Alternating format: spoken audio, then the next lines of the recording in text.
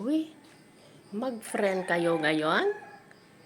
Oh, nandiyan kayo sa ibabaw ng box. Ay, ikaw.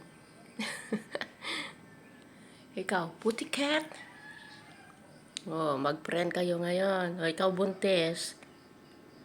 Oh, malapit na siyang manganak. Oh, nakalaylay pa yung paa niya. Ha? Ayun na, ginawan ko na yung panganakan mo dito. Oh, halika na dito. Diyan siya manganganak eh. Medyo nahirapan na siyang maglakad. Ikaw. Huwag mo nga awayin yan yung anak niya, ha? Hmm.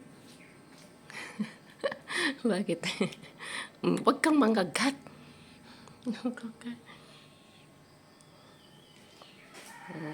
Dalawa. Huwag mong anuhin na, ang sungit niyan.